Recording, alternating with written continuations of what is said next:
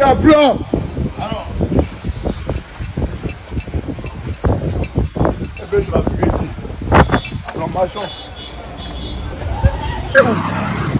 FPI était où? PPS était où? EDS là, ils étaient où? Il faut arrêter ça. Avec le mensonge. Oh, franchement. Tu sais pourquoi je ne dis rien? Parce que tu as botté en touche. C'est pourquoi je dis rien. Je ne peux pas répondre à ce que tu as dit. Mais tu as botté en touche, ce n'est pas factuel. Bon, Miel, c'est que nous tous, on va parler. Je suis plus clair dans mes propos. J'ai posé la question de savoir. Vous êtes sortis, même en France où tu parles là. Les amis, est-ce qu'on peut parler? Regarde, aujourd'hui est dimanche. Non, si. Il y a là, à cause du live là, j'étais en carême, mais vous m'avez fait sortir, péter les plombs. Donc là, je n'ai pas envie de péter les plombs. Et oui, jure, on va faire doucement. Ma chérie, Moi, actuellement, là, je suis arrivé. Je peux parler 2 minutes. Attendez, non, attends, non. Il faut te muter, il faut te monter, mon va, mais quoi? C'est Jean Jaurès qui a parlé. Regarde, je suis arrivé à un point où, même si les opposants disent ado, même si, je sais pas, mais franchement, franchement, ça ne me fait pas mal. Franchement, ça ne me dit absolument rien, en fait. En gros, voilà, nous sommes en plein truc électoral, nous on avance. Tu as bien commencé ton panel. Voilà que tu as laissé les gens venir. C'est normal que... Non, attends. C'est normal que des gens... Les opposants viennent. Moi, je suis ami... On peut échanger quand même. Moi, je suis ami à beaucoup d'opposants. Voilà, c'est pas dit... Donc, franchement, laisse-les parler. Jean Jaurès, on te donne la parole. Vas-y, frère. Mais Miel, opposition là. Opposition ne veut pas dire mauvaise foi. Je dis, mon grand frère, depuis un moment, depuis qu'on t'a donné un conseil, là, tu veux plus sentir les opposants, hein? Non, moi, je suis plus causant. J'aime pas les intoxiquer la toile. J'aime pas ça. Voilà. C'est tout. Fasco. En fait, là, l'échange, là, ça ne nous fait pas avancer, quoi. Ils sont toujours campés sur les mêmes positions, là, ça n'a rien à voir. Très bas, ça fait que ça te Ça gêne. ne sert à rien. Pardonnez, aidez-les aussi. Le niveau est très bas, ça te gêne. C'est pas rien. Vous avez vu le modéré à discuter avec nous ici pendant au moins combien de mois? Il est venu au RAGV parce qu'on l'a convaincu. J'arrive pas à comprendre. Le but aussi, c'est de discuter avec Miel, j'ai une question à te poser. Attends, On est sur un panel. Pourquoi qu'un opposant Non, mais c'est que personne ne va parler. Moi, je laisse personne parler. Parce que ça, c'est irrespectueux de la part des gens. Non, c'est pas la peine. Tu vas pas parler ici ces jours. Parce qu'à un moment donné, si tout le monde doit ouvrir son micro, on a respecté les autres, on s'est assis, on vous a écouté. Non, on vous a respecté, on a écouté tout le monde. On va admettre que ça soit autant des paroles des autres et vous mettez des motions en motion. Non, c'est pas comme ça que ça fonctionne. Respectez les autres. C'est pas une motion. Non, mais tu attends ton tour de parole pour pouvoir parler. Non, il va jamais établir. Je ne veux pas parler, je ne veux pas parler. Tu vas couper les lives, tu vas parler. C'est mieux de couper les gars. Laissez s'il te plaît. Non, Miel, il faut couper les lives. Attends, s'il te plaît. Miel, tu sais, voilà pourquoi j'aime pas l'émotion sur les panels, j'aime pas ça. Parce que ça crée la cacophonie. Donne 5 minutes, 7 minutes à chacun et puis ils vont s'exprimer tranquillement. Non, je ne sais pas qui a gâté ça. Faut pas accepter l'émotion, ça gâte le panel. J'ai compris. Tu vois, ça crée la cacophonie. Jean Jaurès, toi, il a compris, grand frère, vas-y, hein. C'est bon. Jean Jaurès, vas-y, parle, frère. Ok, merci de me donner la parole. Après avoir mis l'église au centre du village, donc je m'exprime maintenant en disant ceci. Je vais revenir sur la mobilisation du RHDP qui est annoncée pour le 14 juin. Moi, je demande solennellement à tous les sympathisants du docteur Alassane Dramane Ouattara, à tous les militants du RDR, du RHDP, du PDCI RDA, qui se reconnaissent en cette politique de Félix Houphouët-Boigny, qui continue toujours avec le docteur Alassane Dramane Ouattara, d'aller massivement à ce meeting-là. Parce que aujourd'hui, nos opposants sont passés sur tous les plateaux télé, nos opposants sont sur les réseaux sociaux en train de mentir que ce sont eux qui font le poids. Il est important pour nous de démontrer par A plus B qu'il y a un seul champion en Côte d'Ivoire. Et ce champion-là, c'est le docteur Alassane Dramane Ouattara. L'organisation de la CAN a prouvé que ce monsieur-là est un champion. Donc, au nom de ce succès-là, avec la CAN, avec tout ce que la Côte d'Ivoire a connu comme développement, il faudrait que Paris se casse ce jour-là. Que Paris soit bondé de monde. Non, pour ce compte-là, c'est un autre compte. Hein. Il y a beaucoup de comptes. Donc là, c'est ce que je comptais dire pour commencer. Nous demandons tout simplement à l'opposition d'apporter réellement des solutions aux Ivoiriens. Il suffit pas de critiquer. Effectivement, vous pouvez critiquer, le programme santé, mais qu'est-ce que vous vous apportez? C'est de ça dont les Ivoiriens ont besoin.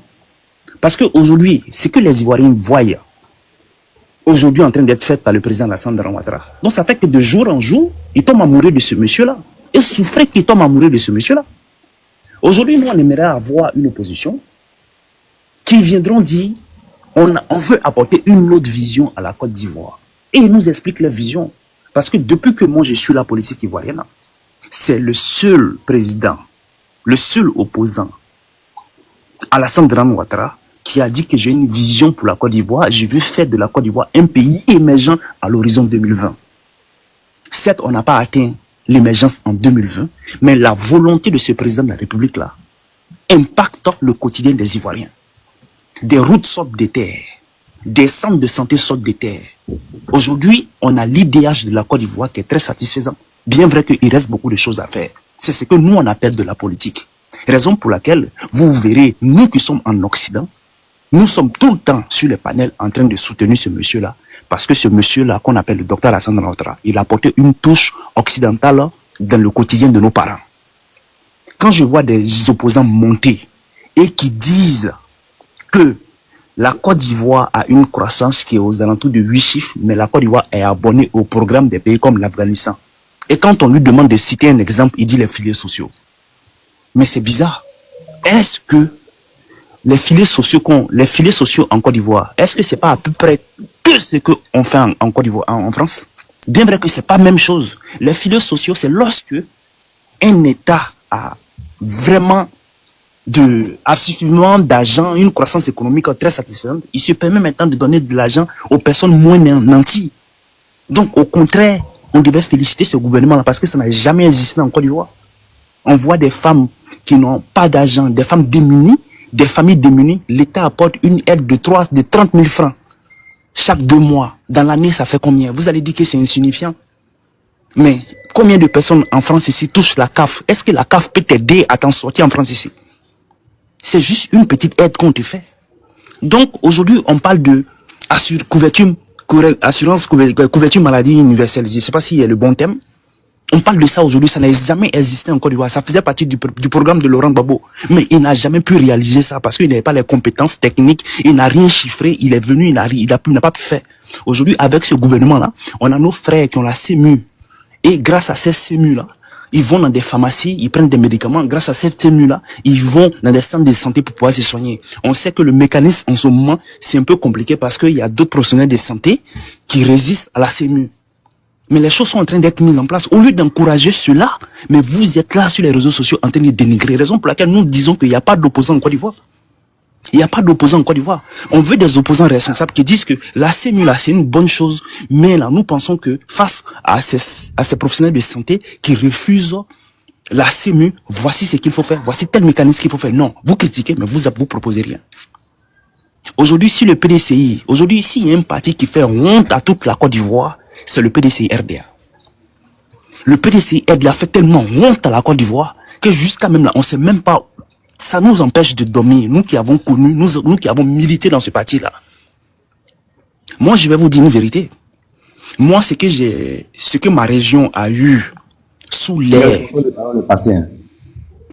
Mon temps n'est pas en train de passer, mais laisse-moi chuter. Moi, ce que je veux dire, ma région, on a eu un lycée professionnel. On a eu une sous-préfecture. On a eu même un stade. Mais ça, c'était sous l'air Félix Houphouët-Boigny. Raison pour laquelle ma région était colorée PDCI. Mais lorsque Bédié est arrivé au pouvoir, cette région-là s'est détournée du président Bédié parce qu'il avait une politique malsaine.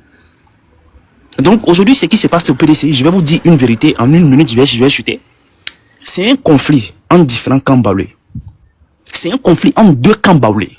Il y a les baoulés de Daoukro et il y a les baoulés de Yamoussoukro. À la mort du président Félix Houphouët-Boigny, les baoulés de Yamoussoukro disaient que le PDCI leur revenait de droit. Mais c'était mal connaître Bédié. Donc, les baoulés de Daoukro ont pris le pouvoir. Raison pour laquelle Bédié, il a été toujours combattu par Charles Konambani. Par les baoulés de Yamoussoukro là. Donc, dès que Bédié meurt, regardez ce qui se passe aujourd'hui au PDCI. Est-ce que les Thierry Tano, les gens même qui sont du côté de Bédié là, est-ce que vous les voyez auprès du PDCI actuel? Ils sont tous chassés du PDCI. La seule personne qui a peut-être resté, c'est Guikawe. Mais finalement, Guikawe part. Dame Valérie Yapo, qui était près de Bédier, aujourd'hui, elle est combattue. Donc aujourd'hui, vous verrez les gens du PDCI, quand ils veulent faire une communication, ils vont dans le caveau familial de Philosophe Boigny, ils mettent Maria Tousso ici, tout ça pour légitimer le fait que Tidiane Thiam soit à la tête de ce parti-là, bien vrai qu'il ne respecte aucun test. Est-ce que ça c'est un parti politique à qui il faut confier le destin de la Côte d'Ivoire? Un parti politique qui gère un parti selon la tradition Akan. Pourtant, en Côte d'Ivoire, on a la tradition des BT, on a la tradition des Sénéfo, on a la tradition des Zodjeneka, on a la tradition même des gens d'Aboasso. C'est pour cela qu'on a une constitution qui régit le fonctionnement de la Côte d'Ivoire. Mais un parti politique comme cela, là, si on doit confier la Côte d'Ivoire au PDC et RDA, les gars, ça sera la suprématie du peuple baoulé sur toutes les autres baoulés, surtout les baoulés de Yamoussoukro. Donc c'est pas ça que je compte terminer. Merci. Miel, c'est à moi de parler maintenant, non? Merci beaucoup, j'ai vraiment aimé ton interlocution. Miel, c'est à moi ou pas? Vas-y, boire. Ok, merci. Oui, bonjour tous, bonjour à tout le monde. Ok, avant qu'on va rentrer dans les choses, il faut qu'on dise aux gens que on a notre manifestation qui est là, le 14, si je ne me trompe pas. Donc, sortez massivement. Voilà, comme Fasco l'a bien dit depuis le débat, l'heure n'est pas trop au débat actuellement. Voilà, on est déjà dans les pré-campagnes. Voilà, nous, on va se focaliser plus sur la campagne du président Ouattara. Peu importe l'homme qui va choisir, si c'est choisi lui-même, il n'y a pas de souci, nous, on va avec lui. S'il choisit quelqu'un aussi, l'essentiel, c'est lui qui va choisir. Donc, moi, nous, on préfère qu'il soit encore là pour coacher ce dernier. Voilà, mettre ce dernier sur les rails. Donc, pour ne pas que le RAG va finir comme le PDCI. Parce qu'à la mort d'Oufoué, c'était la guerre des héritiers. Voilà encore, à la mort de Bédi, encore, c'est la guerre des héritiers. Donc, non, mais pas ça. On veut un Alassane Ouattara comme Nelson Mandela. Pendant qu'il est encore là, il essaie de mettre les petits sur les rails. Donc, vraiment, c'est tout le mal qu'on souhaite pour lui. Que Dieu lui donne longue vie. Et ben, en tout cas, son choix reste notre choix. S'il choisit quelqu'un d'autre, nous, on est derrière la personne. Peu importe sa région, peu importe son ethnie. Parce que le RHGP, c'est un parti qui englobe toute la Côte d'Ivoire. Donc, l'heure n'est pas maintenant aux histoires de clan. Le RHGP a dépassé ce cap-là. Nous, aujourd'hui, on parle nation. On parle pas ethnie, on parle nation. On parle pas royaume. On parle nation. On parle d'un pays. Et non d'un V. Voilà, les V là, c'est pas à notre niveau, ça. Maintenant, bon, ceux qui veulent toujours rester dans les anciennes choses, ça, c'est eux qui voient. Maintenant, ceux qui sont là, maintenant, qu'ils attendent un enfant prodige, c'est eux qui voient. Nous, on sait qu'en Côte d'Ivoire, on a déjà notre Dieu prodige qui est là, que le docteur Alassane Ouattara. Donc, nous, on va avec lui. Son choix, c'est notre choix, comme je l'ai dit dans l'entame de mes propos. Maintenant, pour venir aux Parisiens, puisque le monsieur il est arrivé dans son village, donc lui, il se sent tellement à l'aise en France. Moi, c'est la première fois que je vois quelqu'un. Les autres cherchent à rentrer. On va dire beaucoup de choses à des opposants en Côte d'Ivoire. Même Guillaume Soro, aujourd'hui là, il est en train de s'y rapprocher de la Côte d'Ivoire. Tellement qu'il veut rentrer dans son pays. Bien vrai qu'on n'est pas d'accord avec lui, politiquement, hein, on n'est pas d'accord avec lui. Et moi, j'ai toujours dit, moi, je vais jamais le soutenir. Voilà, parce que peut-être que Guillaume Soro et moi, on a à peu près les mêmes traditions, les mêmes coutumes. Voilà, pas pour le pays, mais pour notre éducation, on sait comment les choses se passent. Donc moi, ce que je n'ai pas fait à mon papa, je n'ai pas que quelqu'un fasse ça à son papa lui-même. Donc moi, personnellement, Guillaume Soro, je ne vais jamais le soutenir. Donc que ces partisans viennent dire ce qu'ils veulent, ils vont venir raconter ce qu'ils veulent, c'est eux qui voient. Sinon, si on veut bien calculer, Guillaume Soro n'a jamais été un modèle pour la génération. Ils n'ont jamais été un modèle. Ils ont créé plus de tort. Moi, je ne parle pas de la rébellion, moi, je parle de la fessée. Puis le monsieur a parlé, il y a son représentant qui a parlé à faire il s'est battu pour les élèves. Frère, il faut laisser ça là. Je ne sais pas s'il était élève en Côte d'Ivoire, mais non, il était élève en Côte d'Ivoire. Guillaume Soro, secrétaire général de la fessée. Il s'est jamais battu pour les élèves. Au contraire, il a vendu la lutte. Il a vendu la lutte. C'est lui, Bédia a soulevé sa main, c'est qu'il est le meilleur, il a été primé même, ils ont donné quel trophée même, tant de Bédia. Il faut laisser ça là. Un syndicat qui vient, c'est toi, le président de la République va venir te donner trophée, c'est qu'il y a un soir, te donner prime, c'est qu'il y a un problème. Donc nous, on dit et on répète. Tous ces fessis-là, ils n'ont jamais été des modèles pour la Côte d'Ivoire. Normalement, même ces fessis, même n'ont même pas droit à la parole en Côte d'Ivoire. Ces anciens fessis-là, ils ont foutu trop de merde aux gens. Ils ont mis plein de jeunes à la rue. Ils ont gâté l'école de plein de jeunes. Moi, je me rappelle, en année scolaire 98-99, tous ceux qui ont fait l'école en Somalie, on a demandé. 25% des élèves sont partis à la rue. Ils ont tous été renvoyés. Il n'y a pas eu de troisième trimestre. À cause de qui ce voyou de Blé Goudé, avec son alcoolique Guillaume Soro. C'est des voyous. Moi, je dis et je répète, ceux-là, ils ont été des voyous. Ceux-là ne méritent même pas de diriger un État. En plus, forcément, même un village même. En plus, forcément, un État. Parce qu'ils n'ont rien foutu. Ils n'ont rien revendiqué pour les élèves. Il faut arrêter à un moment donné. Alors, on n'est pas des parvenus. On a tous été en Côte d'Ivoire. On sait comment les choses se sont passées. On était à l'école en ce moment. Ils ont apporté quoi? Moi, je vais vous dire quelque chose. Moi, je me rappelle encore comme c'était hier. Un grand commerçant de riz à Divo, Bakary Dramera. Ceux qui ont payé des mémoires vont se rappeler de ça. En 99, avant coup d'État de Bédier, le coup d'État secrétaire général de la FESI, ils sont venus nous dire en classe que la police a attrapé quelqu'un. La personne a dit que c'est Dramera qui les envoie pour aller dire les enfants. Mais si la police prend quelqu'un, mais c'est la police qui doit venir chercher la personne fait des aveux. Qui doit venir chercher la personne? C'est la police qui doit venir chercher la personne. Est-ce que c'est les élèves qui doivent chercher la personne? Mais ils sont venus faire sortir des gens, envoyer des barreaux depuis Abidjan, venir calciner le monsieur. Mais ça, c'est dans quelle république ça? On voit ça où? Venir trouver des pauvres élèves, on connaissait rien en ce moment. Des pauvres élèves, venir nous mentir en classe. On sort encore, on va chez le monsieur, aller casser tout, brûler tout. Même le monsieur, mais il n'est pas sorti du tri dedans. Mais à un moment donné, il faut arrêter. C'est ceux-là qui vont dire qu'ils sont des modèles pour ce pays-là. La police était où? La justice était où? Le maire de Divo en ce moment, la justice, le juge, les communistes, ils sont tous venus, le gars est sorti net là. Voilà, les cailloux sont pleins de partout. Le monsieur est là où aujourd'hui? Il n'y a aucune enquête. Depuis ce temps-là, le silence radio, la personne qu'ils ont pris, on n'a jamais vu la personne n'a jamais été jugée. Mais à un moment donné, il faut arrêter. C'est ceux-là qui sont des modèles. Vous allez venir nous vendre des produits comme des solos qui en Côte d'Ivoire pour dire qu'on va venir être à la tête de la Côte d'Ivoire. Attends, vous êtes sérieux là? Vous êtes sérieux? Il faut arrêter. Ne vous foutez pas de l'intelligence des gens. Les gens sont allés à l'école, qui ont pris le temps pour étudier. Nos parents ont souffert dans ce pays. C'est mon temps de parole là. Je pense que monsieur a fini son temps. On a parlé de respecter le temps de parole. Mais, mon frère, tu n'es pas impoli de ta part. Tu l'as fait, Mogué. Tu n'es pas le modérateur. Très impoli de ta part, c'est Joe. Il y a un modérateur qui est là.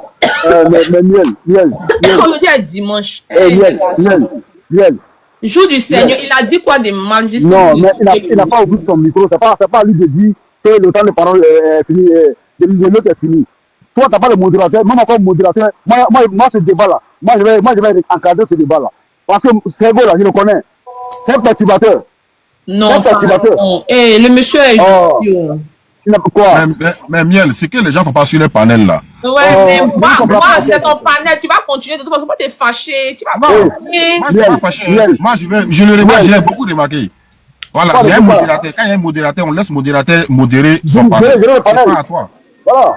Le RAGP a beaucoup à dire, je le sais. Tu as vu quand un RAGP parlait, c'est tu as vu, je m'impose. Allô.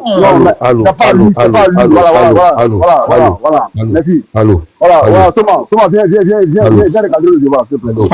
Et puis, attends, Soma, une minute. Moi, j'ai beaucoup remarqué Miel là. Non, tu as fini, t'inquiète. Les assauts, elle aime beaucoup les perturbateurs là.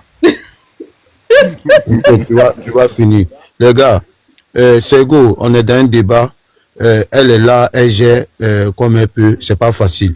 Même si le temps est fini, tu peux laisser chuter en une phrase. C'est ça le débat aussi. Donc, Bois, on va te laisser 2 minutes et puis Sergo va prendre la parole. Merci. Chouchou, refais-moi, descends-moi et tu me fais remonter parce que je suis en bizarre là. Ok, Pouchou. Ok, Pouchou, on a compris. Mais tu es vraiment souvent aux gens. Ok. Comment Pouchou? Comme je disais, aujourd'hui là, on n'est pas trop dans les débats avec des opposants. Nous, on vient vendre notre produit. Ah ouais. C'est un produit qui est déjà vendu. Mais on vient revendre. Parce que jusqu'à présent là, on n'est pas encore bien situé. Si on sait déjà que c'est lui qui est le candidat là, il n'y a pas de problème. On ne va même plus parler de lui encore parce que lui-même, il s'est déjà vendu à longtemps. Donc, mais comme pour l'instant, c'est pas qui est là, raison pour laquelle là, on va venir parler un peu. Non, on parle du RAGP aujourd'hui. Mais comme c'est lui qui a la tête là, on parle de lui. Sinon, nous, le monsieur même vous a dit, il a une demi-douzaine qui sont là, qui sont prêts à gérer ce pays. Donc, sur ce côté, nous, notre papa, l'homme qui va choisir, on va le suivre. En 2024, il a dit, Gon Coulibaly là. On a suivi Gon Coulibaly, mais après, bon, la nature a voulu ce qui devait arriver. Donc, ce que nous, on dit à tout le monde, ne vous laissez pas manipuler, tromper par ces propagandistes. Ces opposants là, ils n'ont pas de... C'est des vauriens en fait. Tout a démontré que ceux-là, c'est des vauriens. Ils ne peuvent rien apporter à ce pays. On a vu cette question a été posée à un candidat. Quelqu'un qui dit qu'il a lutté pendant combien d'années avec Oufoui. On lui dit, vite, tu vas créer une banque de l'emploi. On dit, à quoi ça va ressembler cette banque? Il dit, ça va ressembler à une banque. Bon, c'est ça qui va gérer Côte d'Ivoire. La banque que tu veux créer, ça va ressembler à quoi? Ça va ressembler à une banque. On sait que c'est déjà une banque. Mais comment va être le mode de fonctionnement, comment la banque va financer. C'est de ça on parle. Mais il dit ça va ressembler à une banque. Bon, jusqu'à présent, ces gens-là aussi sont là, ils veulent diriger la Côte d'Ivoire. Et puis, il y a des gens qui sont derrière eux. Voilà un monsieur qui est couché ici en France, qui ne sait même pas aujourd'hui, il pense qu'on est toujours dans l'année 99. Il pense qu'on est toujours en 99. Il ne change pas. Lui, il est toujours bloqué dans le passé. Il nous fait sortir, même demain, il nous parle d'IDH de 93 et 2013.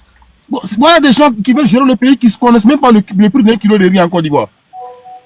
Petit problème, ils vont fuir le pays. Bon, c'est ceux-là comme ça, là, il y a des jeunes qui sont là, non, il est intelligent. Non, on n'a pas besoin de premiers de classe. Hein.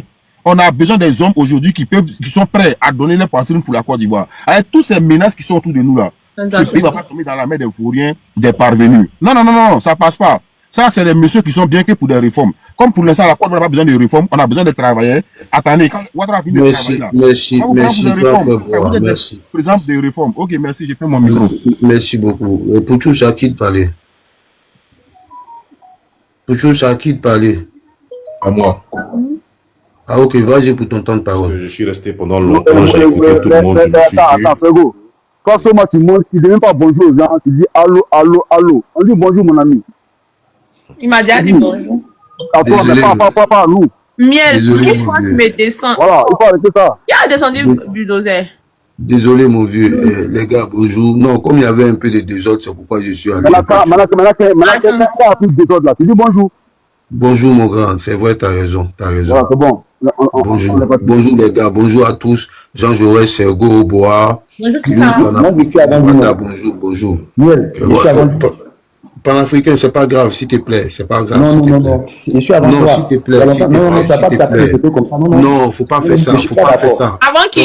Avant de prendre parole là, je sais pas pourquoi vous appelez. Laisse-le parler, faut pas faire ça. C'est vous avant moi, mais lui n'est pas avant moi. Mais c'est pas grave, c'est vous qui Non, parle. il n'a pas pris la parole, Panafricain, il n'a pas pris la parole, là, vous lui dites bonjour. Mais c'est moi, je suis modérateur, pourquoi tu viens dire que tu es avant moi? T'as quel problème toi? D'accord, T'as quel problème? T'as quel problème? Aïe! Je vais pas avoir mon petit temps, voilà. Moi, je vais dire ici, j'écoute beaucoup les gens du RHDP. J'ai l'impression, au fait, l'analyse qui ressort après, quand je vous écoute, c'est que vous êtes dans l'autosatisfaction. Au fait, c'est un peu comme quelqu'un qui vaut rien. Mais comme il a peur d'affronter, au fait, ses adversaires, il crée les conditions pour ne pas affronter les adversaires, et puis il vient dire, je suis fort. T'as oublié le chronomètre là où vient. Voilà, merci. Voilà. Moi, je dis toujours aux gens du RHDP, vous venez ici, vous vous étalez pour dire que les élections couplées, législatives, municipales et tout ce qui s'est passé en Côte d'Ivoire, nous sommes majoritaires. Mais le meilleur baromètre pour justifier cela, là, quand on dit tu es un garçon, c'est pour ça souvent quand je parle de Gbagbo, puis on me dit non, tu es pro Gbagbo. Quand on dit tu es garçon, tu es un homme, tu vas affronter tous tes adversaires. Et puis tu les bats. Vous êtes des peureux notoires, vous là, RHDP, c'est un parti de peureux. Un garçon qui se lève le matin, il s'arrête, il pisse comme celui qu'on a attendu matin là, parce qu'il était debout. Il va, il affronte ses adversaires dans les urnes. Ce jeu-là, vous allez le jouer jusqu'à quand? Vous allez jouer ce petit jeu-là jusqu'à quand? Ça veut dire que créer les conditions, éliminer Gbagbo, éliminer Thiam, éliminer Soro, éliminer Blé, et puis prendre un ou deux là, et puis après on vient venir bomber le torse pour dire on est des courageux. Vous êtes courageux de quoi? Vous êtes courageux de quoi dans ce pays-là? Vous êtes courageux de quoi? Pas la violence. Vous êtes courageux de quoi? Parce que je vous entends parler parfois, on a l'impression que vous parlez à des tarés. Moi je dis, et là quand je parle souvent du président Gbagbo, il savait qu'il y avait un parti qu'on appelait le RHD, une coalition qu'on appelait le RHDP. Il pouvait dire parce que le pays est divisé en deux, et tous ses conseillers lui ont dit, et il avait le droit parce que la loi lui permettait, il dit tant que le pays est divisé, que tu n'es pas sûr de maîtriser tout le pays, tu ne vas pas aux élections. Et il n'allait rien se passer. Il a dit, moi là, je vais aux élections, je vais affronter mes adversaires. Et il a affronté ses adversaires. Malheureusement, il a perdu. Mais vous venez là, on est majoritaire. Mais majoritaire là, mais allons-y une élection juste, transparente, et tout le monde est là, témoin. Comme on dit en Côte d'Ivoire, colo. Vous allez voir ce qui va sortir dedans. Vous-même, vous savez. En fait, moi, je dis parfois, comme Fasco dit là, j'ai plus envie de discuter. Parce qu'en Côte d'Ivoire, là, il n'y a pas quelqu'un qui peut me... Qui va me parler de la Côte d'Ivoire ici? On se connaît, on sait comment on vote en Côte d'Ivoire. C'est parce que vous avez peur. Vous-même, vous savez au fond de vous, là, si vous nous partez à une élection, vous serez battus. Vous le savez au fond de vous. Mais c'est de la politique, on va écarter les autres. Ça, c'est le jeu politique, je peux vous l'accorder. Mais vous-même, vous savez que l'élection claire en Côte d'Ivoire, vous ne pouvez jamais gagner. Jamais de la vie. C'est-à-dire que vous, là, en fait, quand on regarde bien votre schéma, c'est le vieux Bédier qui a créé cette condition-là. Il s'est fait avoir. Mon grand frère, je vais gérer sous l'autorité de mon grand... C'est comme ça il s'est fait avoir. Sinon, si on avait vu votre visage que vous présentez aujourd'hui là, jamais vous serez arrivé au pouvoir. Jamais de la vie. Donc, à un moment donné, ne venons pas se mentir. On se ment. On vient là et puis on se ment. On vient là, chacun vient dire pour lui et puis il ment. Vous êtes au pouvoir, laissez-nous dans notre opposition. Nous, on se bat pour une démocratie. Moi, ça me rend triste aujourd'hui. Je vois aujourd'hui un pouvoir aujourd'hui qui vient nous dire qu'il a signé un partenariat avec Corsair pour que les officiels viennent se soigner à l'hôpital américain de Neuilly ici. Ouais, les officiels et leurs familles peuvent venir se soigner ici en France. Et puis les Ivoiriens sont là-bas, ils vont se soigner en Côte d'Ivoire. Laurent Gbagbo dans son programme de 2025 là, je suis pas RPPAC, je le dis encore, mais je l'ai écouté souvent. Les 10 piliers de Laurent Gbagbo, ce qu'il propose aux Ivoiriens. Il dit si tu es ministre dans son gouvernement, tu ne sors pas du pays pour aller te soigner quelque part. Tu veux sortir pour aller te soigner ailleurs, tu démissionnes. Je me dire qu'il l'a fait dans le passé. Mais c'est des erreurs du passé qu'on ne doit pas reproduire. Comment aujourd'hui, la République de Côte d'Ivoire peut venir autoriser cela que des officiels puissent sortir de la Côte d'Ivoire pour les soigner après 15 ans de pouvoir? C'est que nos parents qui sont là-bas, là, eux, ils font comment? Eux, ils sont pas officiels. Ils font quoi? Et moi, tu me demandes à moi d'aller voter ce genre de personnes-là? Toi, c'est avec l'argent de moi, des impôts, qui prends pour vivre. Toi, tu vis avec l'argent des impôts des Ivoiriens. On te paye avec notre argent. Et toi, tu prends mon argent, toi et ta famille, tu as le droit d'aller te soigner hors du pays. Alors que toi, tu es censé créer les conditions pour que nous tous,